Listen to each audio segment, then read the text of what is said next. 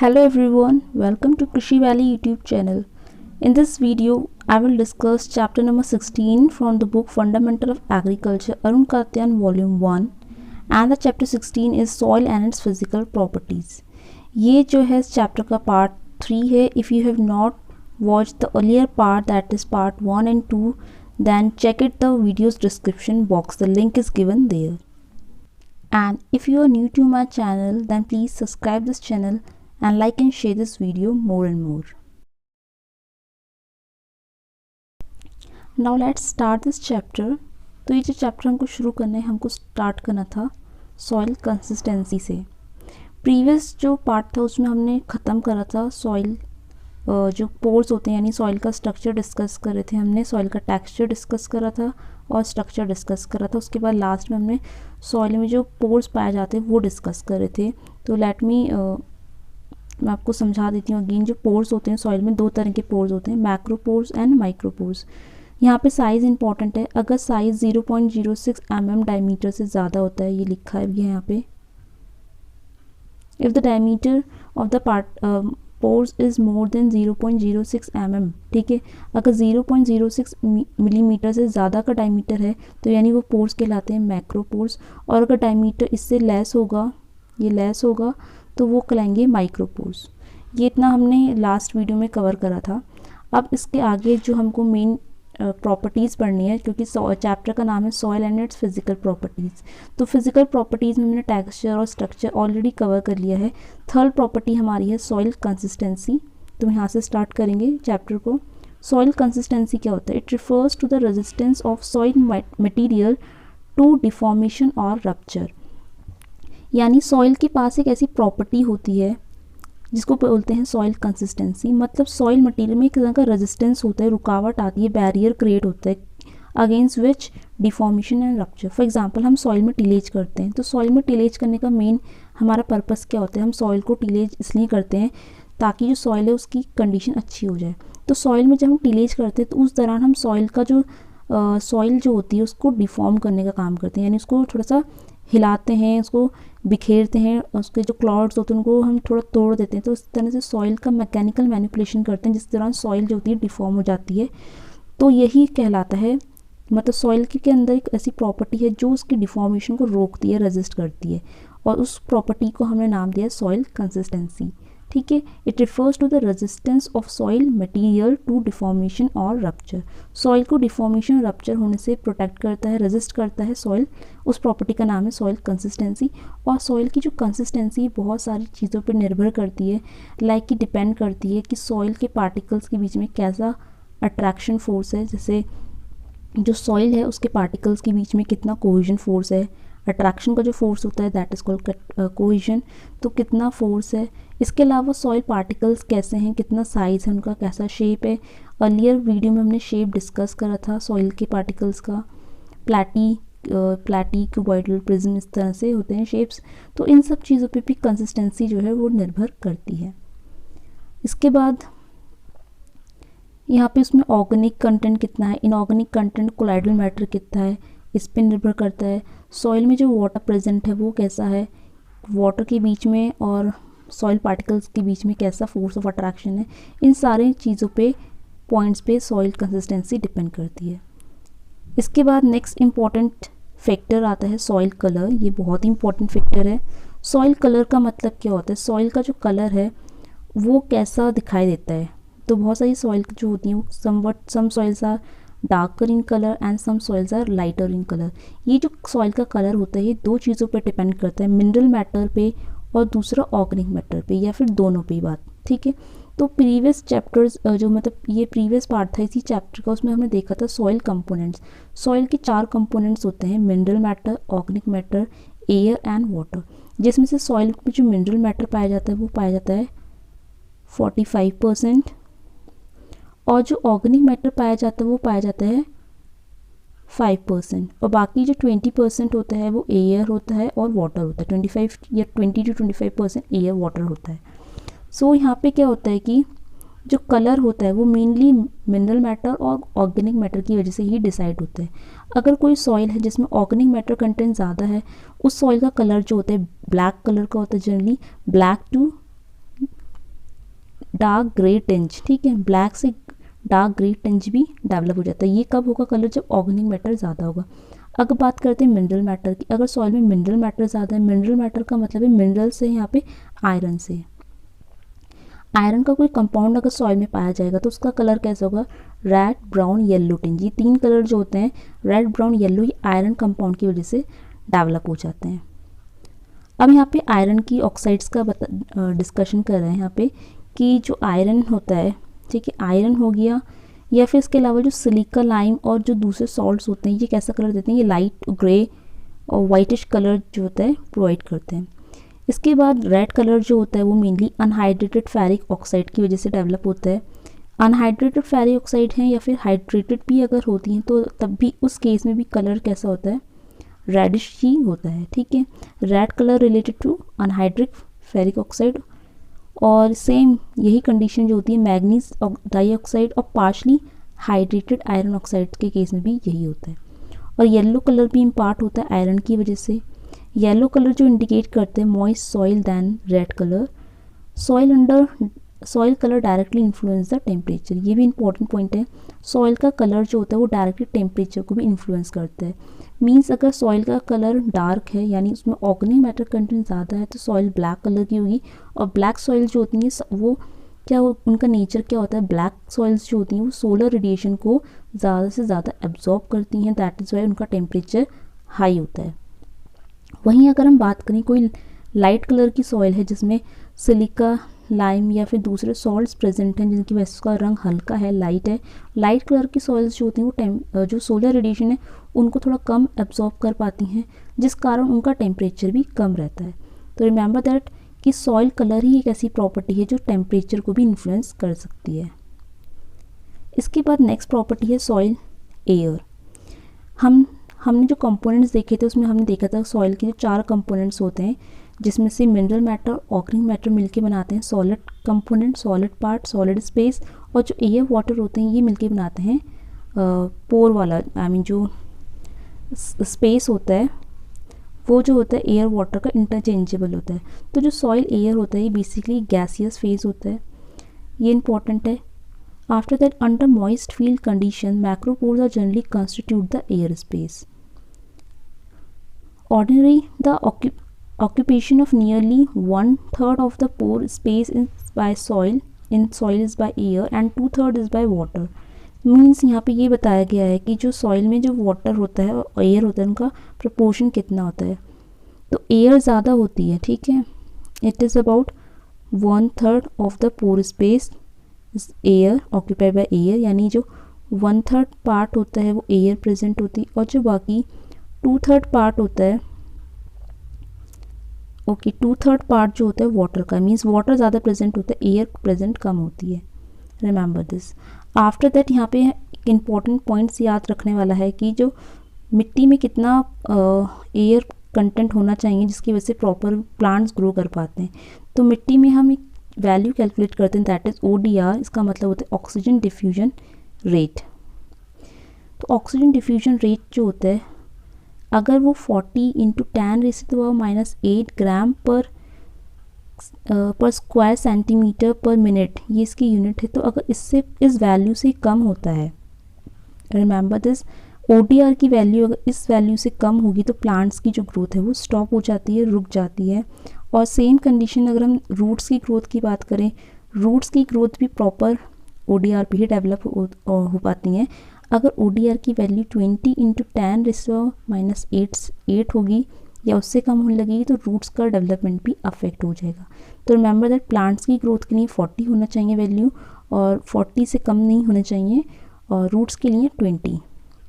After that जो important gases present होती हैं हमारी प्लांट्स की ग्रोथ के लिए वो तीन गैसेस होती हैं, that is oxygen, carbon dioxide and nitrogen. इनका जो लेवल है, इनका परसेंटेज सॉइल में कितना है, एटमॉस्फेयर में कितना है, ये बहुत ही इंपॉर्टेंट है।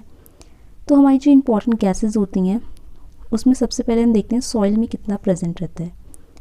तो सॉइल में जो ऑक्सीजन है दैट इज़ 20.6%, कार्बन डाइऑक्साइड है 0.25 से 1%, नाइट्रोजन सबसे ज़्यादा है, सबसे हाईएस्ट जो है नाइट्रोजन का अमाउंट होता है 79.2।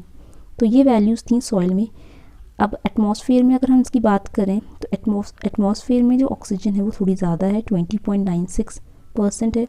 कार्बन डाइऑक्साइड कम होती है, दैट इज़ 0.03। ये वैल्यू बहुत बार एग्जाम्स में पूछी जाती है कि एटमॉस्फेयर में कार्बन डाइऑक्साइड कंटेंट कितना पाया जाता है, दैट इज़ 0.03%। और नाइट्रोजन का लेवल तो सेम रहता है सॉइल में भी और एटमॉस्फेयर में, ठीक है। तो यहाँ पे ध्यान रखना कार्बन डाइऑक्साइड की वैल्यू इंपॉर्टेंट है।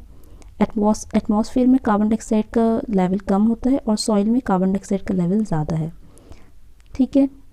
सॉइल में 0.25 से 1% के बीच में होती है और जो एटमॉस्फेयर है उसमें कम पाई जाती है। आफ्टर दैट यहाँ ऊपर आ जाते हैं फील्ड एयर कैपेसिटी। ये एक नया टर्म है, ठीक है, ये बहुत ही इंपॉर्टेंट टर्म है। Field air capacity, field air capacity का मतलब होता है कि कितना वॉल्यूम एयर जो है सॉइल में प्रेजेंट है at the time of field capacity. Field capacity क्या होती है? फील्ड कैपेसिटी का सिंपल मतलब क्या होता है, इसको हम पोर्स से समझते हैं। जो सॉइल में दो तरह के पोर्स होते हैं, मैक्रो पोर्स जो साइज़ में बड़े होते हैं एंड माइक्रो पोर्स जो छोटे छोटे होते हैं। तो जब वाटर फिल्ड होता है माइक्रो पोर्स में, ठीक है, छोटे वाले पोर्स में जब वाटर फिल होता है, that condition is called field capacity. और फील्ड कैपेसिटी के टाइम पे एयर वॉल्यूम कितना है, that is referred as field air capacity. Okay, ये सॉइल के टेक्सचर पे डिपेंड करती है। आफ्टर दैट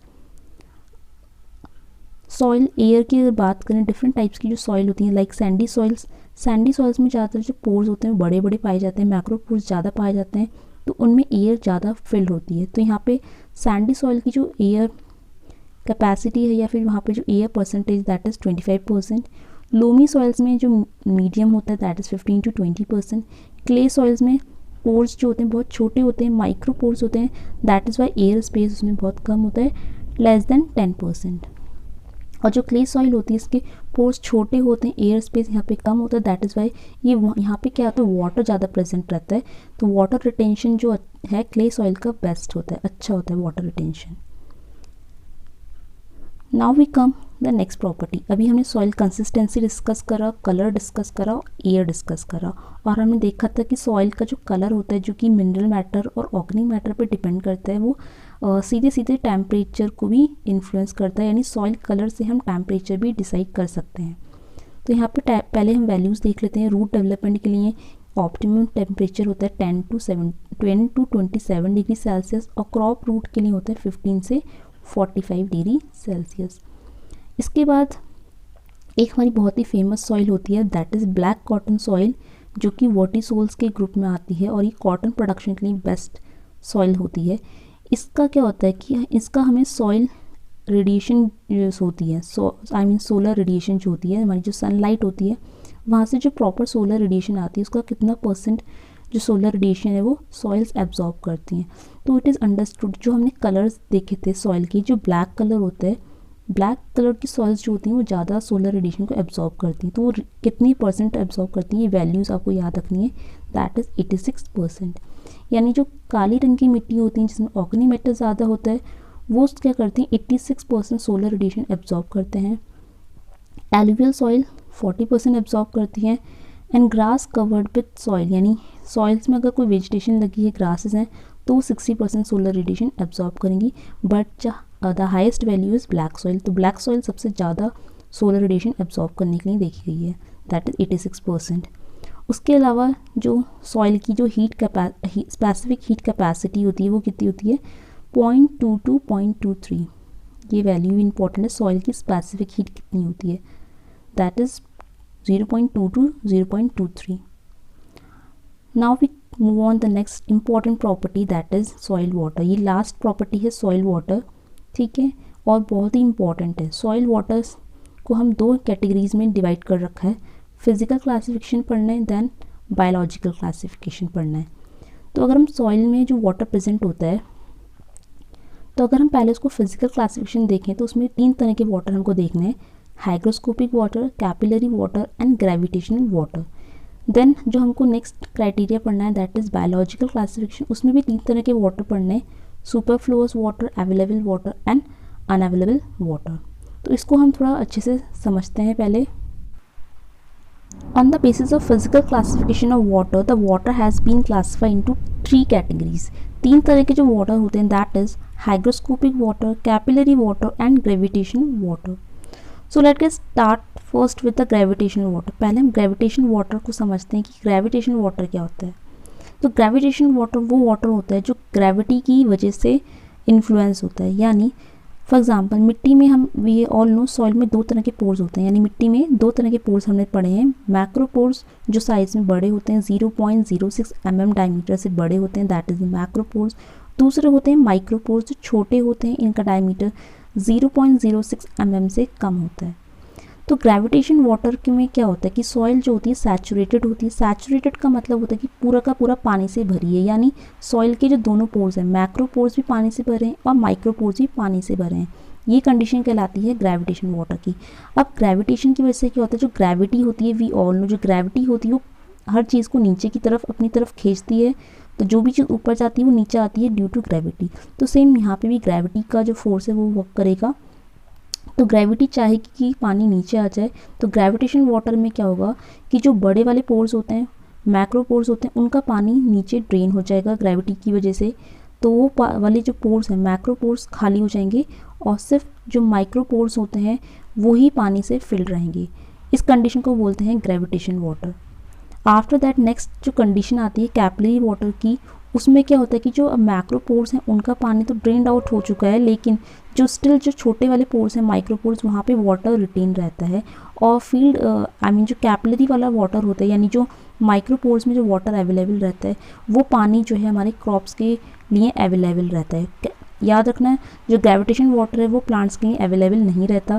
कैपिलरी वाटर वाला जो पानी है वो प्लांट्स के लिए अवेलेबल रहता है। और हाइग्रोस्कोपिक वाला जो वाटर है, हाइग्रोस्कोपिक वाटर का मतलब कि अब यहाँ पे क्या होता है कि सॉइल में 2 पोर्स हमने देखे, माइक्रो पोर्स का भी पानी अब निकल गया। पहले ग्रेविटेशन वाटर में जो मैक्रो पोर्स थे वहाँ पे ही पानी था, माइक्रो पोर्स थे वहाँ पे ही पानी था, लेकिन हाइग्रोस्कोपिक वाटर में जो पोर्स हैं उनका पानी अब चला गया। अब क्या है कि सॉइल के सरफेस में ही वाटर अवेलेबल है। तो आप फिगर में देख रहे हो कि सॉइल के पार्टिकल्स के अराउंड ये ब्लू लेयर जो बनी है पानी है, यानी हाइग्रोस्कोपिक वाटर है जो पानी को एकदम सॉइल पार्टिकल से टाइटली होल्ड रखता है। अब नेक्स्ट फिगर डिस्कस करते हैं, ये है biological classification of soil water. तो biological classification of soil water में भी 3 टाइप्स के वाटर आते हैं, that is gravitation water, available water and unavailable water. जो फर्स्ट वन है सबसे टॉप में ग्रेविटेशन वाटर, इसी को हम सुपरफ्लोअस वाटर भी कहते हैं। सुपरफ्लोअस वाटर जो होता है वो प्लांट्स को अवेलेबल नहीं होता। ये वही कंडीशन है जहाँ पे सॉइल जो है पूरी वाटर से सैचुरेट होती है। यहाँ पे लिखा है सैचुरेशन का मतलब है कि यहाँ पे भी जो मैक्रो पोर्स हैं और माइक्रो पोर्स हैं वो वाटर के साथ सैचुरेट रहेंगे और ग्रेविटी की वजह से जो मैक्रो पोर्स का पानी है वो ड्रेन आउट हो जाएगा। दैट इज़ कॉल्ड सुपरफ्लोअस वाटर और ग्रेविटेशन वाटर। इसके बाद सैचुरेशन के बाद क्या होती है कि सिर्फ हमारी माइक्रो पोर्स में पानी है, उस कंडीशन को हमने फील्ड कैपेसिटी नाम दिया है। और फील्ड कैपेसिटी से लेकर परमानेंट विल्टिंग पॉइंट तक की जो बीच में जो पानी अवेलेबल रहेगा उसका नाम है अवेलेबल वाटर, जो कि प्लांट्स की ग्रोथ के लिए अवेलेबल रहता है। एक्चुअली में यही वाटर है जो प्लांट की ग्रोथ के लिए अवेलेबल रहता है, दैट इज़ वाई इसका हमने नाम दिया available water. And this is the maximum allowable depletion. यहाँ पे ही इसके बाद फर्दर पानी का जो डिप्लीशन है वो स्टार्ट होता है।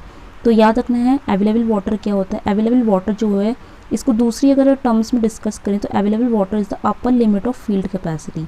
फील्ड कैपेसिटी जो है इसकी अपर लिमिट है, ठीक है।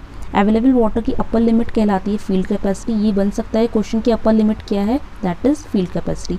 वहीं अपर लिमिट है तो लोअर लिमिट क्या है, तो अवेलेबल वाटर की जो लोअर लिमिट होती है उसका नाम है परमानेंट विल्टिंग पॉइंट। तो अगर पानी लॉस होते होते परमानेंट विल्टिंग पॉइंट तक आ गया तो परमानेंट विल्टिंग पॉइंट कैसी कंडीशन होती है। परमानेंट विल्टिंग पॉइंट एक ऐसी कंडीशन होती है जब पानी का लेवल बहुत कम हो जाता है, यानी जो पानी है कहाँ पे चला जाता है, सॉइल के पार्टिकल्स के सरफेस में आ जाता है, ठीक है।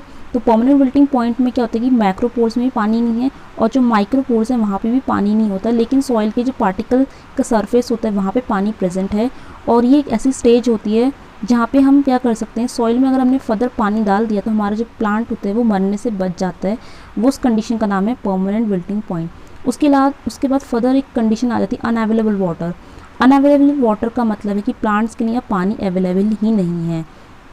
और इसके बाद अगर फर्दर नीचे जो कोफिशिएंट बनता है that is known as hygroscopic coefficient. Hygroscopic coefficient की बात क्या होता है कि पानी अगर हम डाल भी दें तो प्लांट्स जो हैं हमारे बच नहीं सकते, लेकिन परमानेंट विल्टिंग पॉइंट वो पॉइंट है जहाँ पे प्लांट्स को अगर पानी हमने सॉइल में ऐड करा तो हम प्लांट्स को बचा सकते हैं।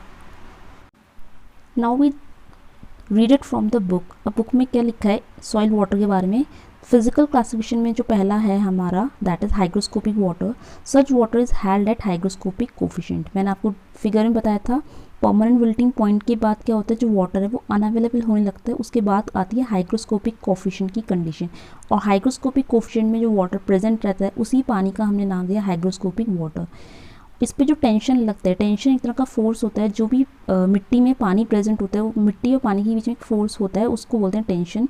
और हाइग्रोस्कोपिक वाटर का जो टेंशन होता है दैट इज 31 to 10,000 एटमॉस्फेयर। ये याद रखना, ठीक है।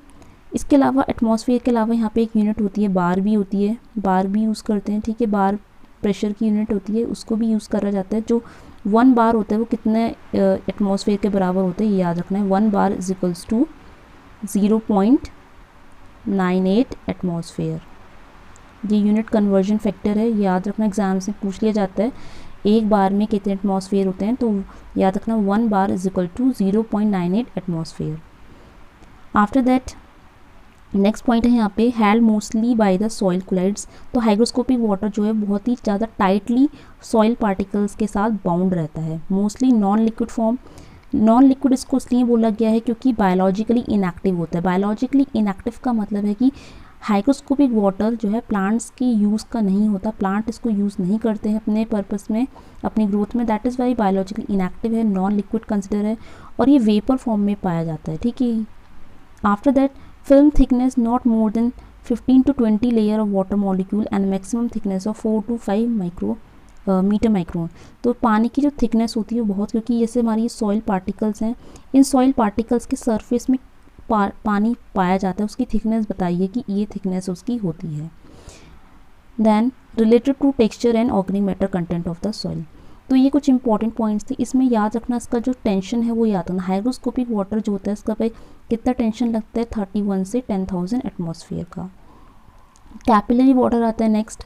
कैपिलरी वाटर क्या होता है, सच वाटर प्रेजेंट और held in the capillaries of the soil. Capillaries का यहाँ पे मतलब है कि जो माइक्रोपोर्स होते हैं, मिट्टी में 2 पोर्स थे, माइक्रोपोर्स में जो पानी प्रेजेंट होता है वो एक अलग सी ट्यूब बना देता है जिसको बोलते हैं कैपिलरी ट्यूब, उसमें जो पानी पाया जाता है उसी का नाम है capillary water. It is held between the field capacity and hygroscopic coefficient in the micropores। तो field capacity और hygroscopic coefficient के बीच में जो micropores में पानी फिल होता है वही हमारा capillary water होता है। इसका जो soil tension होता है it varies from 1/3 एटमॉस्फेयर और 0.1 to 31 एटमॉस्फेयर। तो ये इसकी वैल्यू है टेंशन की, याद रखना। हाइग्रोस्कोपिक वाटर में बहुत ज़्यादा था, कैपिलरी वाटर में टेंशन थोड़ा कम हो गया है। It is a function of soil solution, moves by film adjustment from thick to thin film. तो ये इतना पॉइंट्स इंपॉर्टेंट नहीं है। इसके बाद ये भी हमारा ऑर्गेनिक मैटर और टेक्सचर पे निर्भर करता है। इसके बाद आता है ग्रेविटेशन वाटर, ये इंपॉर्टेंट है। Such water held by the negative tension of 0.3 atmosphere और less loosely held between less than 0.1 to 0.3 atmosphere. इसका जो टेंशन होता है वो सॉइल टेंशन वो इतना है 0.1 से 0.3 एटमॉस्फेयर का। Then free water which drain out, it is also called drainage water. देखा था हमने कि जो मैक्रोपोर्स में पानी होता है वो इजीली ग्रेविटी की वजह से नीचे ड्रेन आउट हो जाता है, इसलिए इसको ड्रेनेज वाटर नाम दिया है। और ये जनरली जो पानी होता है मैक्रोपोर्स में पाया जाता है। मैक्रोपोर्स में जो पानी होता है, क्योंकि पानी जो होता है बहुत एक नेचुरल एक यूनिवर्सल सॉल्वेंट है, इसमें न्यूट्रिएंट भी पाए जाते हैं, तो पानी जब ड्रेन होकर नीचे आता है तो देखा गया है कि इसके संग न्यूट्रिएंट्स भी लीच हो जाते हैं, तो न्यूट्रिएंट लीचिंग भी यहाँ पे होती है। Downward movement of water due to gravitation force. तो डाउनवर्ड मूवमेंट जो होता है किस फोर्स की वजह से, ग्रेविटेशन फोर्स की वजह से है, तभी इसका नाम है ग्रेविटेशन वाटर। 3 हमने फिजिकल क्लासिफिकेशन देखा, अब बायोलॉजिकल क्लासिफिकेशन में भी 3 वाटर हमको देखने हैं। सबसे पहले आता है सुपरफ्लोअस वाटर। यहाँ पे जो मॉइस्चर टेंशन लगता है वो लेस देन 1/3 एटमॉस्फेयर का लगता है। Remember this. ये भी एक तरह का कंपेयर कर सकते हैं, ग्रेविटेशन वाटर ही होता है, ठीक है। It is also gravitation water. और ये जो है ये भी प्लांट्स के लिए अवेलेबल नहीं होता, हार्मफुल होता है क्रॉप्स के लिए, और अवेलेबल नहीं होता ये भी। देन अवेलेबल वाटर क्या होता है, available water means the portion of capillary water lying between field capacity and wilting coefficient. ठीक है, तो फील्ड कैपेसिटी से लेकर विल्टिंग कोफिशिएंट के बीच में जो पानी रहता है, ठीक है, याद रखना फील्ड कैपेसिटी से लेकर परमानेंट विल्टिंग पॉइंट या फिर विल्टिंग पॉइंट कह लो, उनके बीच में जो पानी पाया जाता है उसी का नाम है अवेलेबल वाटर। और यही वो वाटर है जो प्लांट्स की ग्रोथ के लिए इंपॉर्टेंट होता है। Availability of moisture depend upon the crops. When wilting coefficient is measured eight 15 atmosphere pressure, it is measured of soil condition and not that of plants, because ability to absorb soil moisture differs according to the plants type। तो plant type के according जो water की जो water requirement है वो vary करती है हर एक crop की। next है unavailable water। it means such water held in the soil at permanent wilting point। Unavailable water वो होता है जो प्लांट्स को अवेलेबल नहीं रहता है, ये जो वाटर है जो परमानेंट विल्टिंग पॉइंट में चला जाता है। It includes hygroscopic water which is removed too slowly by the plants to prevent wilting। इस दौरान क्या होता है कि जो पानी होता है वो धीरे धीरे स्लोली वेपराइज फॉर्म में रिमूव होने लगता है, यही कहलाता है permanent wilting point. Optimum growth of plant occurs when the soil moisture contain near field capacity with the moisture tension of 1 bar और लेस। ठीक है, यानी प्लांट्स की जो ऑप्टिमम ग्रोथ होती है वो फील्ड कैपेसिटी वाले पानी में होती है जो कि 1 bar और लेस होता है। आफ्टर दैट टर्म डिस्कस करना है फील्ड कैपेसिटी क्या होती है। फील्ड कैपेसिटी हमने फिगर में भी डिस्कस करा था। फील्ड कैपेसिटी जो होती है it is the upper limit of available water. Available water की अपर लिमिट को ही हम फील्ड कैपेसिटी कहते हैं। देन फिर यहाँ पे थ्योरी देख लेते हैं क्या लिखा है। When macropore drain their water and are filled by air. ठीक है, अंडरस्टूड है, जब ग्रेविटेशन वाटर में मैक्रोपोर्स का सारा पानी ड्रेन आउट हो जाएगा तो मैक्रोपोर्स किससे फिल होंगे, एयर से फिल हो जाएंगे। लेकिन जो माइक्रोपोर्स हैं या कैपिलरी पोर्स हैं उनमें स्टिल जो वाटर है वो प्रेजेंट रहता है। इसी कंडीशन को हमने बोला है फील्ड कैपेसिटी। फील्ड कैपेसिटी का जो टेंशन है वो 0.1 से 0.3 एटमॉस्फेयर का होता है। आफ्टर दैट पीएफ वैल्यू भी पता होनी चाहिए। पीएफ वैल्यू बहुत इंपॉर्टेंट है, ये हमने प्रीवियस चैप्टर्स में डिस्कस करी है इससे पहले। पीएफ का मतलब जो होता है ये भी एक तरह का सॉइल मॉइस्चर कंटेंट को ही डिनोट करता है। और जो पीएफ वैल्यू है ये किसने दी थी, किस साइंटिस्ट ने दी है, स्कोफील्ड नाम के जो साइंटिस्ट हैं उन्होंने पीएफ वैल्यू का कंसेप्ट दिया था। स्कोफील्ड ने एक प्लांट यूज़ करा था ड्वार्फ सनफ्लावर। ड्वार्फ सनफ्लावर को उन्होंने as a indicator plant use करा था। तो पीएफ वैल्यू के लिए नहीं, परमानेंट विल्टिंग पॉइंट की बात हो रही है। परमानेंट विल्टिंग पॉइंट के लिए जो प्लांट यूज़ करा था वो था ड्वार्फ सनफ्लावर। स्कोफील्ड ने पीएफ वैल्यू कंसेप्ट दिया था, ये ध्यान रखना है। तो अब जो पीएफ वैल्यू होती है इट रेंज कैपिलरी वाटर के लिए। ठीक है, अभी हम बात करें कैपिलरी वाटर, ठीक है, जो माइक्रोपोर्स में पाया जाता है उस वाटर की जो पीएफ वैल्यू होता है दैट इज 6 to 4.2। ठीक है, और पीएफ वैल्यू में ऐसा देखा जाता है कि जैसे जैसे पानी कम होने लगता है तो पीएफ वैल्यू इंक्रीज़ होने लगती है। यानी कैपिलरी वाटर जो है वो प्लांट को प्रेजेंट रहता है प्लांट में, तो उसका पीएफ वैल्यू 6 to 4.2 होता है। After that the PF range of available moisture यानी अवेलेबल वाटर में जो पीएफ वैल्यू है वो थोड़ी कम हो गई है, that is 2.5 to 4.2। Moisture with about PF 2.52 is very favourable for the plant growth. ये वाली जो फील्ड कैपेसिटी अवेलेबल वाटर का हमने पीएफ वैल्यू पढ़ा है, इस पीएफ रेंज पे जो वाटर है वो प्लांट्स की ग्रोथ के लिए अवेलेबल रहता है। परमानेंट विल्टिंग पॉइंट PWP का जो कंसेप्ट है it is given by Briggs and Shantz. इन्होंने क्या करा था, जो ड्वार्फ सनफ्लावर होता है उसको as a indicator plant use करके परमानेंट विल्टिंग पॉइंट का कंसेप्ट दिया था।